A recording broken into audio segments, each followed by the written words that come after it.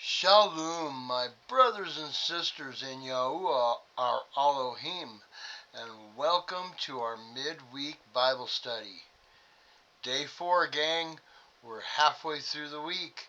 Can almost see Shabbat coming on the horizon. Hey, it's right over there. Oh, I can see it. Welcome everyone. Hope everybody's having a good week.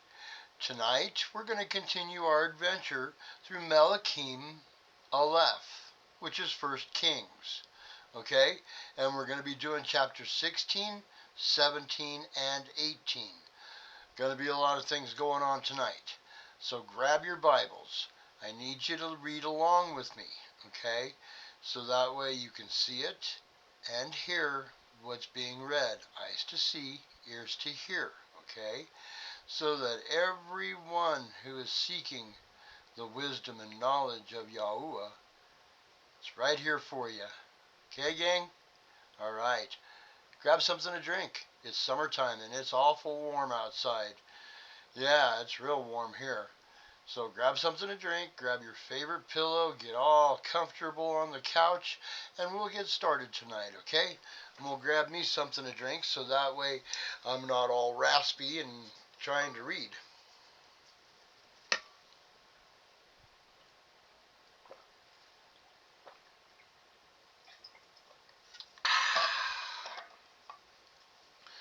All right, let's get started tonight.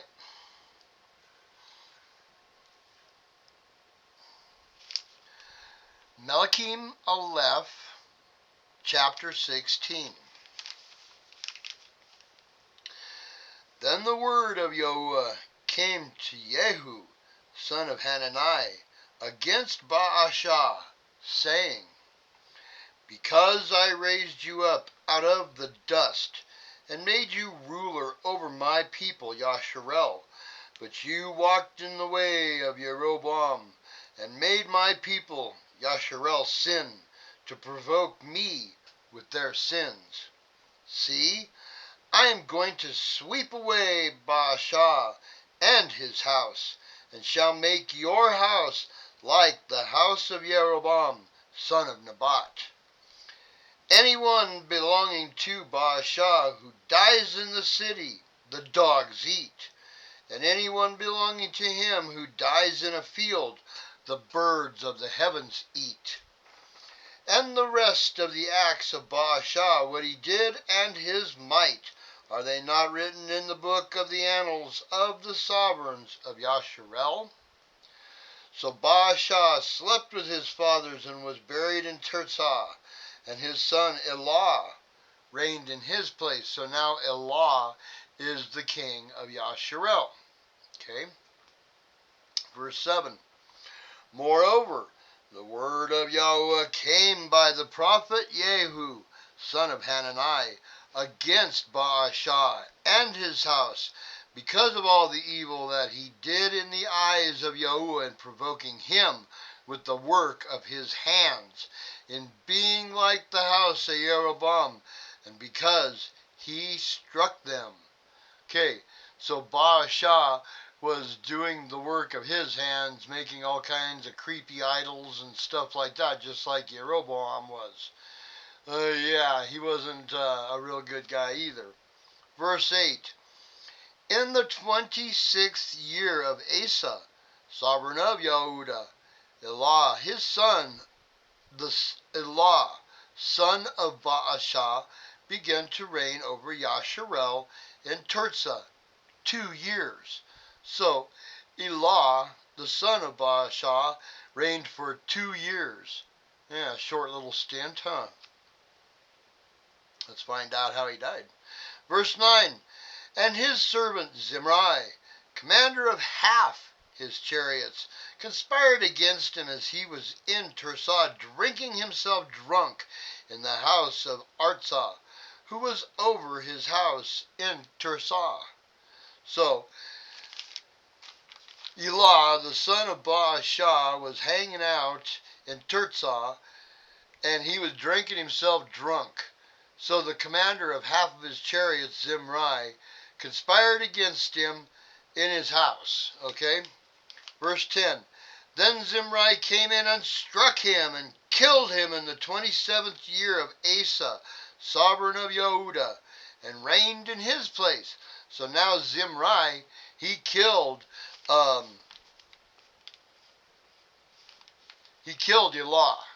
in his house, okay, and took over the reign. Verse 11. A lot of changing of the hand of the power in Yasharel, huh? Verse 11, and it came to be when he began to reign, as soon as he was seated on his throne, that he struck all the household of Baasha. He did not leave him one male, neither of his relatives nor of his friends. So he killed all the males. Verse 12, so Zimri destroyed the entire house of Baasha, according to the word of Yahuwah, which he spoke against Baasha by Jehu the prophet. So this was all prophecy. Verse 13, for all the sins of Baasha and the sins of Elah his son, by which they had sinned and by which they had made Yasharel sin, in provoking Yahuwah Elohim of Yasharel with their worthlessness. 14, and the rest of the acts of Elah, and all that he did, are they not written in the book of the annals of the sovereigns of Yasharel? In the 27th year of Asa, sovereign of Yehuda, Zimri reigned 7 days in Tirzah. He reigned 7 days after he killed Elah. And the people were encamped against Gibbethon, which belonged to the Philistines. So the people of the northern 10 tribes were getting ready to fight against the Philistines when all this was going on. Verse 16, and the people who were encamped heard it, said, Zimri has conspired and also struck the sovereign. So all Yasharel set up Omri, the commander of the army, to reign over Yasharel that day in the camp. So the people of Yasharel set up Omri instead of Zimri. Are you guys following along here? Because this is changing fast. Verse 17, and Omri went up, and all Yasharel with him from Gibbethon, and they besieged Tirzah. So they left the attack against the Philistines and went back to Tirzah and encamped all around the city. Verse 18, and when it came to be when Zimri saw that the city was captured, that he went into a high place of the sovereign's house, and burned the sovereign's house down upon himself with fire, and died. So Zimri saw that he was in a bad way, that the people were coming against him with Omri, and so what did he do? He committed suicide by going up into the palace at the sovereign's house, and set it on fire, and burned himself in it. Wow. Verse 19, because of the sins which he had sinned in doing evil in the eyes of Yahuwah, and walking in the way of Jeroboam, and in his sin which he had committed to make Yasharel sin, and the rest of the acts of Zimri, and the conspiracy he made, are they not written in the book of the annals of the sovereigns of Yasharel? Then the people of Yasharel were divided into 2 parts. Half of the people followed Tibni, son of Ginath, to make him reign, and half followed Omri, so it split again. Not only is there a split between Yehuda and Yasharel, but now there's a split in Yasharel. See what happens when you decide not to follow Yahuwah? See? Everything just goes crazy. Verse 22, but the people who followed Omri were stronger than the people who followed Tibni, son of Ginath. And Tibni died, and Omri reigned. I wonder how Tibni died. Assassination maybe? He wasn't there very long. Verse 23, in the 31st year of Asa, sovereign of Yehuda, Omri became sovereign over Yasharel, and reigned 12 years. He reigned 6 years in Tirzah. And he bought the hill of Shemaron from Shemer for 2 talents of silver, and built on the hill, and called the city which he built Shemaron, which is Samaria. Okay, for all of you that are following along the KJV, it's Samaria. Okay, after the name of Shemer, owner of the hill. And Omri did evil in the eyes of Yahuwah, and did evil more than all those before him. So he was really wicked. Verse 26, and walked in all the ways of Jeroboam, son of Nebat, and in his sin by which he had made Yasharel sin, provoking Yahuwah, Elohim of Yasharel, with their worthlessness. And the rest of the acts of Omri which he did, and the might that he attained, are they not written in the book of the annals of the sovereigns of Yasharel? So Omri slept with his fathers, and was buried in Shemaron. And Ahab, his son, reigned in his place. Oh boy, here comes Ahab. Verse 29, in the 38th year of Asa, sovereign of Yehuda, Ahab, son of Omri, became sovereign over Yasharel. And Ahab, son of Omri, reigned over Yasharel in Shamaron 22 years. And Ahab, son of Omri, did evil in the eyes of Yahuwah, more than all those before him. And it came to be, as though it had been a light matter for him to walk in the sins of Rehoboam, son of Nebat, that he took a wife, Isabel, which is Jezebel. Yeah, his old lady was Jezebel, the daughter of Ethbal, sovereign of the Tisdonians. And he went and served Baal, and bowed himself to it, and raised up a slaughter place for Baal in the house of Baal, which he had built in Shomeron. And Ahab made an Ashtoreth, and Ahab did more to provoke Yahuwah, Elohim of Yasharel, than all the sovereigns of Yasharel before him. He was so wicked. Verse 34, in his days, Hiel of Bethel built Jericho. Remember what Jericho was. He laid its foundation at the cost of Abiram, his firstborn, and at the cost of his youngest son, Segub. He set up its gates according to the word of Yahuwah, which he had spoken through Hoshua, son of Nun, through Joshua. So, let's do a flippy flip here real quick. Let's go back to Joshua, chapter 6, verse 26, okay?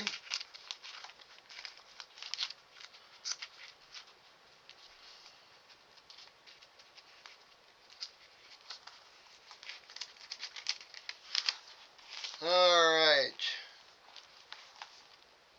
6:26.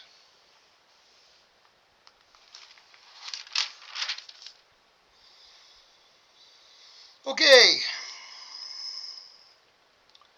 It's page 230 for anybody who's reading out of the scriptures, okay? Verse 26. And Yehoshua warned them at the time, saying, Cursed is the man before Yahuwah, who raises up and builds this city Jericho. He lays its foundation with his firstborn, and with his youngest he sets up its gates. Yeah. They brought down the walls of Jericho, and there's a curse on it. You ain't supposed to build it back up. But when we go all the way back over to Melakim Aleph, we have this guy named Hiel of Bethel, and he rebuilt Jericho. Yeah, but along with the curse, he laid its foundation at the cost of Abiram, his firstborn, and at the cost of his youngest son, Segub. He set up its gates according to the word of Yahuwah, which he had spoken through Yehoshua, son of Nun, excuse me. So, prophecy. Alright, gang. Chapter 17. And Elijah, for those in the KJV, the Tishbit of the inhabitants of Gilad, said to Ahab, As Yahweh Elohim of Yasharel lives, before whom I stand, there shall be no dew or rain these years, except at my word. And the word of Yahweh came to him, saying, Go away from here and turn eastward and hide by the Wadi Kerith, which flows into the Jordan. Oh, that came out of nowhere. Verse 4. And it shall be that you drink from the stream, and I shall command the ravens to feed you there. And he went and did according to the word of Yahuwah, for he went and dwelt by the Wadi Kerith, which flows into the Jordan. Okay? So Eliyahu has been ordered by Yah after he told Ahab that there is not going to be any rain unless he says. He had to kind of run for his life. So Yah told him, time to bug out. Verse 6. And the ravens brought him bread and meat in the morning, and bread and meat in the evening, and he drank from the stream. And it came to be after a while that the stream dried up, because there had been no rain in the land. Then the word of Yahweh came to him, saying, Rise up, go to Zarephath, which belongs to Tisdon, and dwell there. See, I have commanded a widow there to sustain you.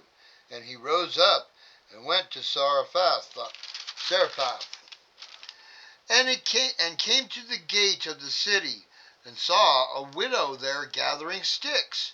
And he called and said to her, Please bring me a little water in a vessel to drink. And as she was going to get it, he called and said to her, Please bring me a piece of bread in your hand.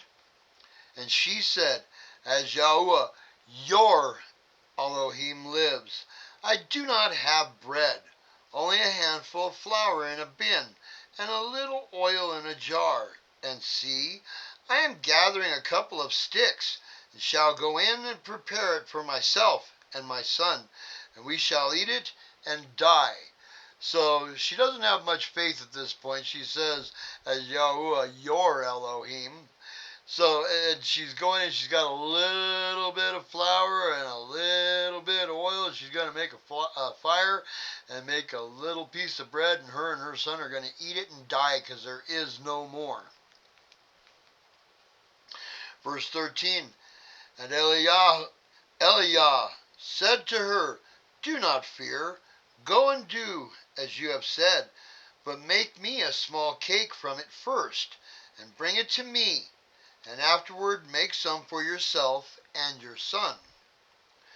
For thus says Yahweh Elohim of Yasharel, the bin of flour shall not be used up, nor the jar of oil run dry, until the day Yahweh sends rain on the earth.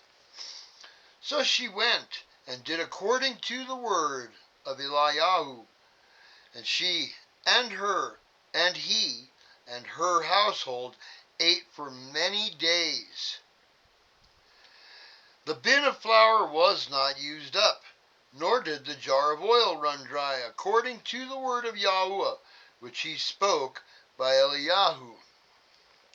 After these events, it came to be that the son of the woman who owned the house became sick, and his sickness was very severe until there was no breath left in him. And she said to Eliyahu, What have I to do with you, O man of Elohim? Have you come to me to bring my crookedness to be remembered, and to kill my son? And he said to her, Give me your son. So he took him from her arms, and took him to the upper room where he was dwelling, and laid him on his own bed. and cried out to Yahweh and said, O Yahweh, my Elohim, have you also brought evil on the widow with whom I am sojourning to kill her son? And he stretched himself out on the child 3 times and cried out to Yahweh and said, O Yahweh, my Elohim, I pray, let the life of this child come back to him. And Yahweh heard the voice of Eliyahu, and the life of the child came back to him, and he lived. And Eliyahu took the child and brought him down from the upper room into the house, and gave him to his mother. And Eliyahu said, See, your son lives. And the woman said to Eliyahu, Now by this I know that you are a man of Elohim, and that the word of Yahweh in your mouth is true. Gave her some faith.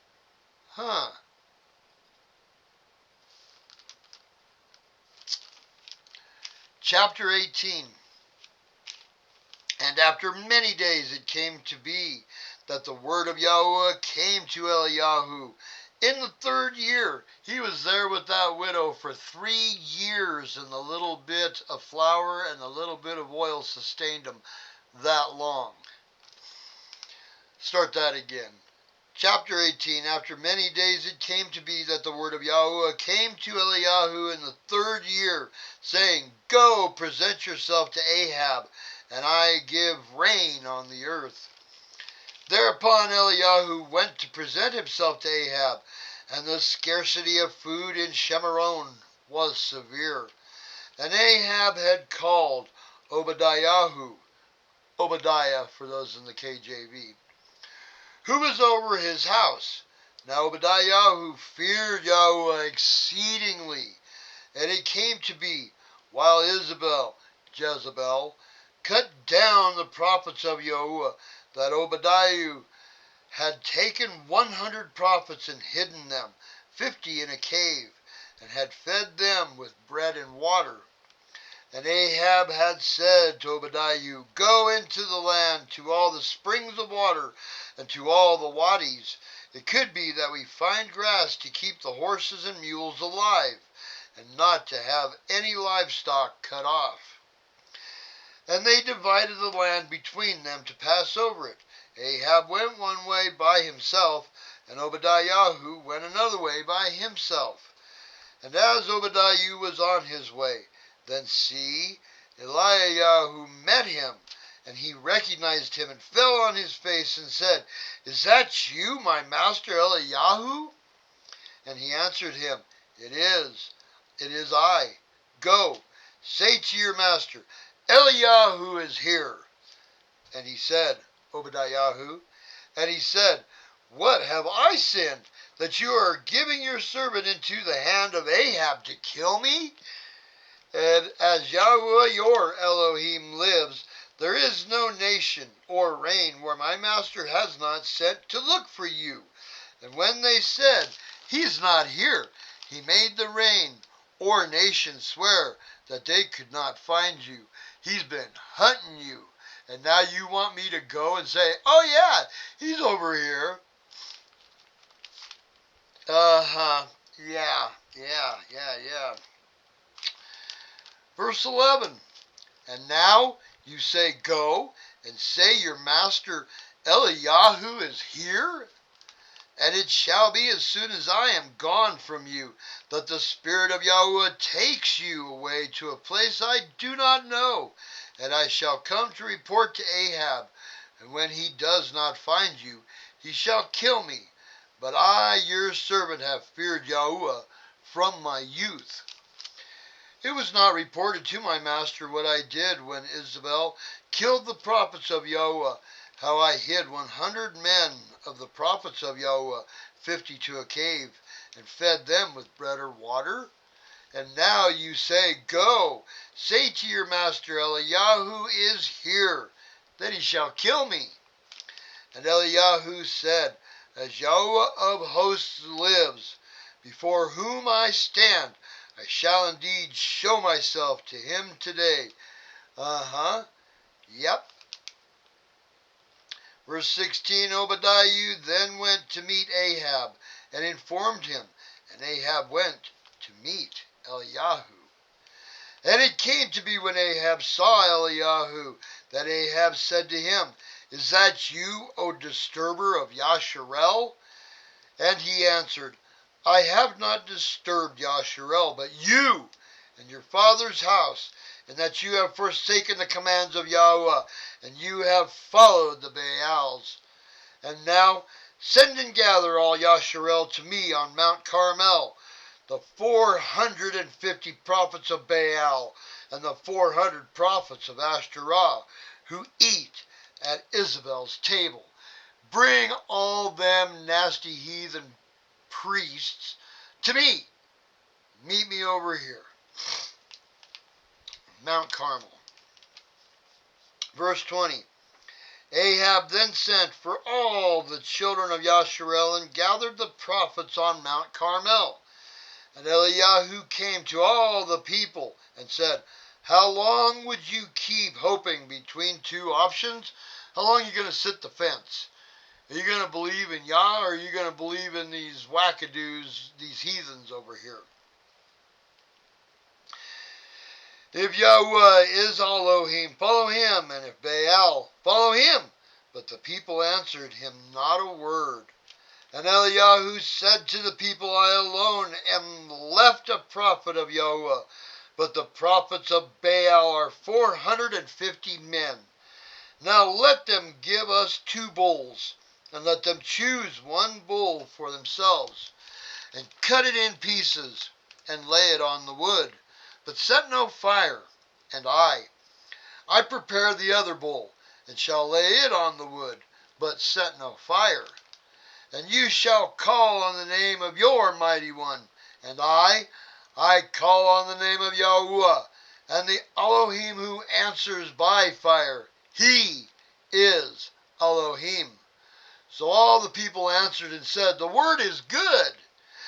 And Eliyahu said to the prophets of Baal, Choose 1 bull for yourselves and prepare it first, for you are many, and call on the name of your mighty one, but set no fire. So they took the bull which was given them and prepared it, and called on the name of Baal from morning even until noon, saying, O Baal, answer us. But there was no voice, and no one answered, and they leaped about the slaughter place which they had made. And it came to be at noon that Eliyahu taunted them, and said, Cry aloud, for he is a mighty one. He is meditating, or he is busy, or he is on a journey.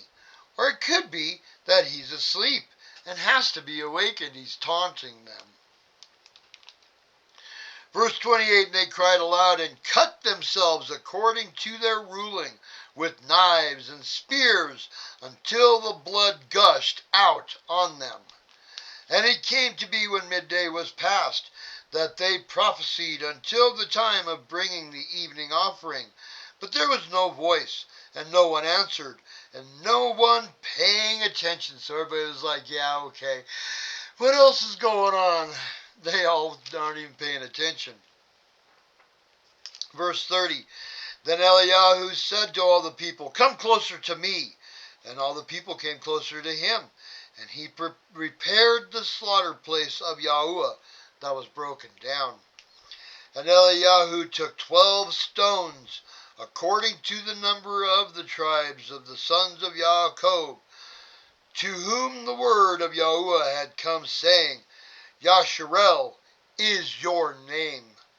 And with the stones he built a slaughter place in the name of Yahuwah, and he made a trench around the slaughter place large enough to hold 2 seahs of seed, a big old trench. And he arranged the wood and cut the bull in pieces and laid it on the wood and said, Fill 4 jars with water and pour it on the ascending offering and on the wood. Now this is the cleansing of Yasharel. Well, how do you cleanse something? You either cleanse it with water or you cleanse it with fire. So this is the cleansing of Yasharel. Verse 34, Then he said, do it a second time, and they did it a second time, and he said, do it a third time, and they did it a third time. And the water flowed around the slaughter place, and he filled the trench with water too. And it came to be at the time of bringing the evening offering, that Eliyahu the prophet came near and said, Yahuwah, Elohim of Abraham, Yitzchak, and Yasharel, let it be known today you are Elohim and Yasharel, and I, your servant, have done all these matters by your word. Yeah, by Yahuwah's word, not not Eliyahu's word. Verse 37, answer me, O Yahuwah, answer me, and let this people know that you are Yahuwah Elohim, and you shall turn their hearts back to you again. Then the fire of Yahuwah fell and consumed the ascending offering, and the wood, and the stones, and the dust, and it licked up the water that was in the trench. Everything, the altar, the dust, the water, everything gone. Verse 39, and all the people saw and fell on their faces and said, Yahuwah, he is the Elohim. Yahuwah, he is the Elohim. And Eliyahu said to them, seize the prophets of Baal. Do not let one of them escape. So they seized them. And Eliyahu brought them down to the Wadi Kishon and slew them there. 850 of these fake priests. Yeah. I wouldn't say that Eliyahu was a weak man. Shoo. Verse 41. And Eliyahu said to Ahab, go up, eat and drink, because of the sound of the noise of rain. And Ahab went up to eat and to drink. And Eliyahu went up to the top of Carmel, and he bowed down on the ground, and put his face between his knees, and said to his servant, go up, please, look closely toward the sea. So he went up, and looked closely, and said, not a speck. And 7 times he said, go again.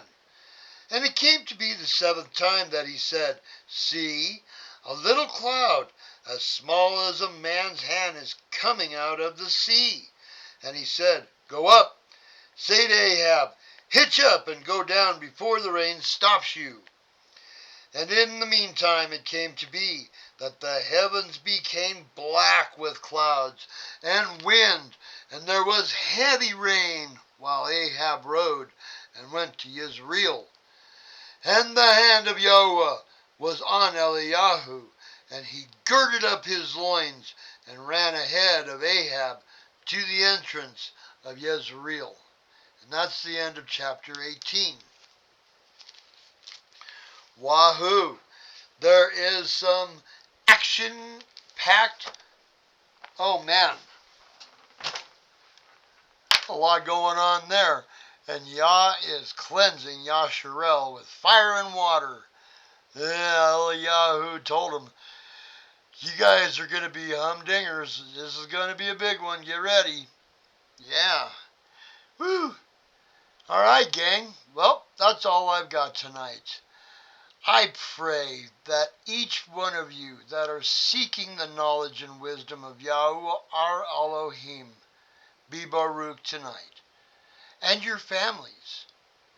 Praise Yahuwah. Hallelujah. Yahuwah. Praise Yah. Praise Yah, our beautiful Elohim. All right, gang. Y'all have a great rest of your week. Teach your children. Take the time and teach them. They need to know this. Okay? They need to know the wonders and the awesomeness of Yahuwah. All right. We will see y'all on Shabbat. Have a good rest of your week, and we will see you then. Shalom.